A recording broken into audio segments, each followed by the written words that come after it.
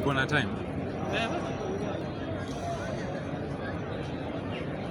The other day I was watching TV, I rarely do, and I saw the mockery of the century.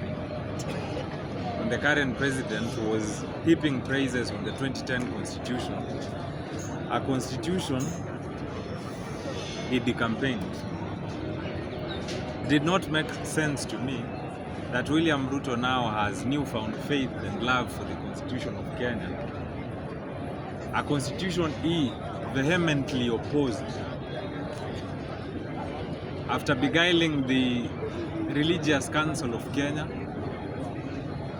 and other civic groups to join hands with him to oppose the historic Constitution of 2010. That tells you that William Ruto is a hypocrite and he does not believe in this constitution. Now, if you allow me, I would refer you to some of his objections of the 2010 constitution and why William Ruto and his ilk thought that the 2010 constitution was a burden to Kenyans and why we did not need it. William Ruto was worried that the constitution of 2010 would take away land from its rightful owners. You all know that he's obsessed with land. His other name is Arab Mashamba. William Ruto was also worried that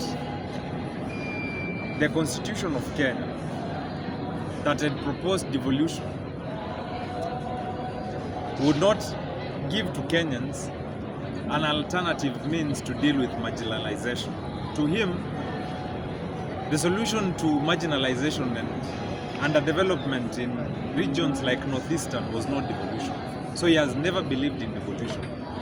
So when you see that for the first time since we had a new constitution, there has been prolonged, extended and protracted delays in the disbursement of funds to county governments, you now have your answer.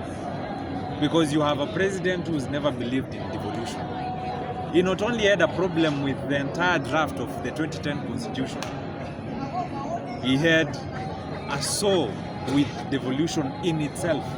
And he addressed this in the parliamentary caucus at Naivasha, those many years ago.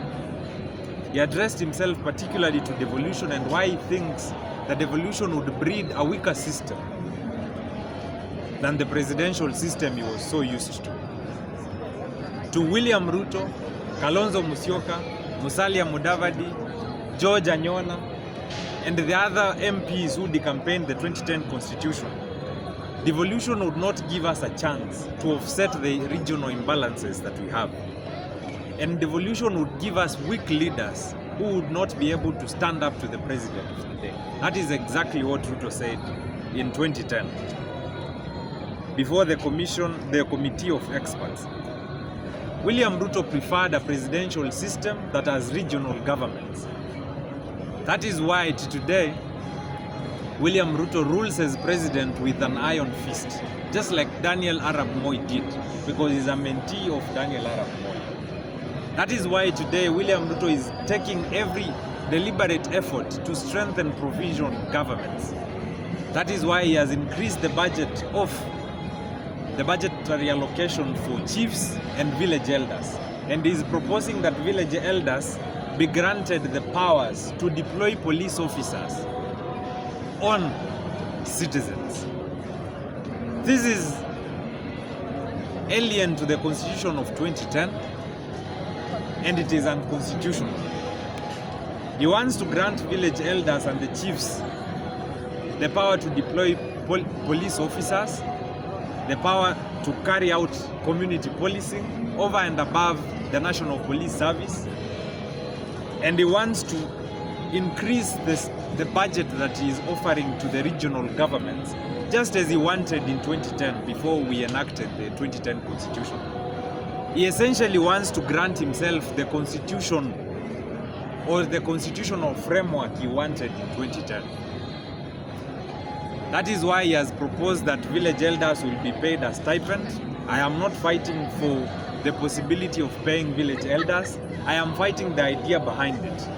Because William Ruto always has a sinister motive and a sinister intention. No one doesn't know that by now. And that is why we find ourselves at a deadlock. We are trying to entrench devolution. We are trying to fight for more wins to devolution. But you have a president who does not believe in devolution in itself. And he never has. And he has said it, and he has never shied from admitting the fact. So tell me,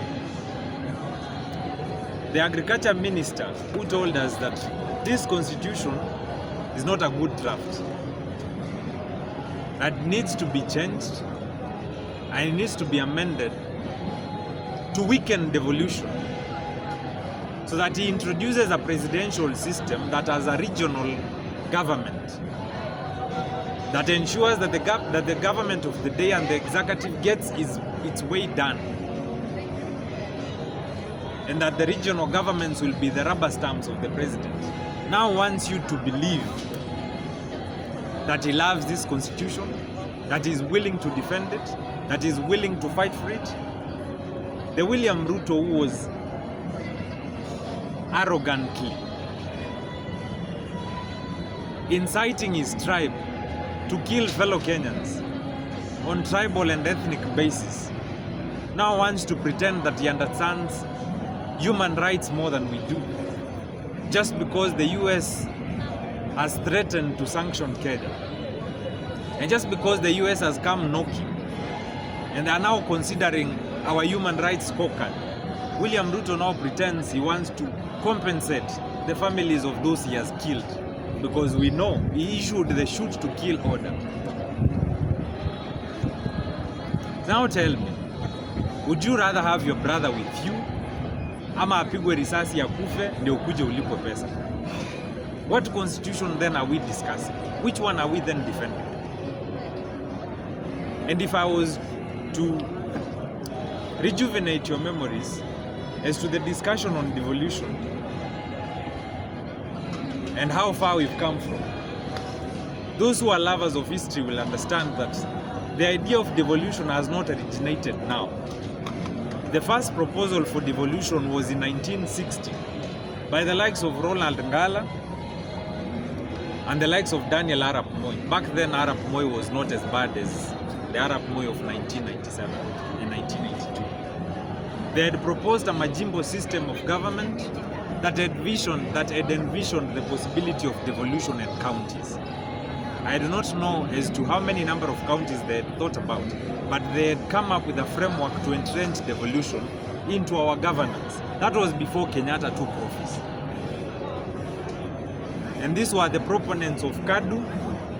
This was a political party.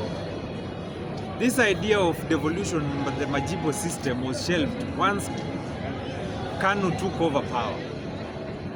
KANU, led by Kenyatta, pressurized KADU into government and to joining KANU. And that's how the idea of devolution dissipated. It has only been discussed since then, before 2010, in platforms where politicians want to secure political mileage. But I am happy we have devolution now. And I wish that this generation and the generations to come will fight to genuinely defend this constitution, because it is a good draft. It has its weaknesses, but it is a good draft. It is the closest we've come to having our own law. Because as you know, 50% of the constitution of Kenya and most constitutions are borrowed from other governments. We've borrowed a lot from the UK government and we've borrowed a lot from the US government. But this draft here gives us a better look at what our own constitution, our own version would look like. Let us defend this constitution genuinely and from the heart. Asanteni.